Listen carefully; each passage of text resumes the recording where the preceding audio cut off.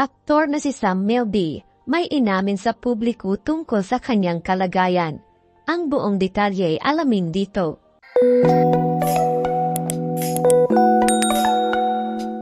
Ibinahagi ng aktor na si Sam Milby sa kanyang social media account ang isang nakakalungkot na balita tungkol sa kanyang kalusugan.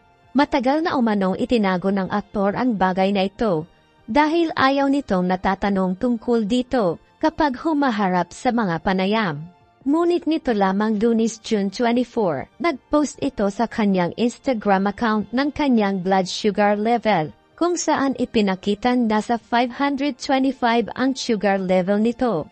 Ang blood sugar level na ito ay itinuturing na lubhang mapanganib at nangangailangan ng agarang atensyon.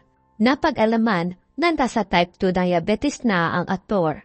Saad nito sa kanyang post, "I've always thought of myself as a healthy person. I don't have a sweet tooth.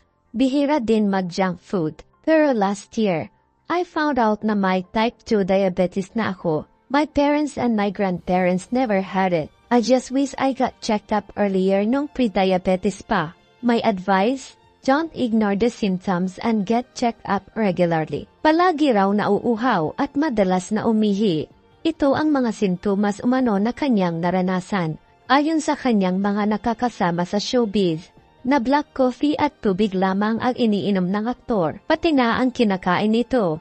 Kalimitan ay isda o gulay at walang gaanong kanin. Bukod dito, madalas siyang mag-workout sa sarili nitong gym sa loob mismo ng kanyang bahay at sumasali rin sa mga motorcycle dirt race. Kaya ganon na lamang ang ipinagtaka ng karamihan kung bakit siya nagkaroon ng diabetes. Ito umano ang dahilan kung bakit pumayat ito ngayon, dahil sobrang pili na lang ang kanyang kinakain, at tumigil na rin umano ito sa pagmomotor. Hindi na nagagamot ang diabetes, pero pwede pa itong kontrolin, kaya nagbigay ng babala ang aktor sa publiko na laging magpacheck ng blood sugar, para hindi mahuli ang lahat.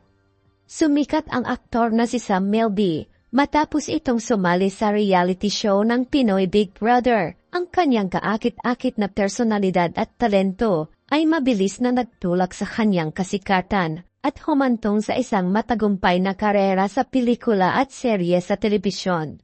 Ang relasyon niya kay Miss Universe 2018 Catriona Gray ay umani rin ng atensyon sa publiko. Naging engaged couple ang dalawa, ngunit naghiwalay din kinalaunan. Ano ang masasabi niyo sa usapin na ito? Magkomento lang sa ibaba at huwag kalimutang mag-subscribe para sa susunod pa nating mga bagong upload.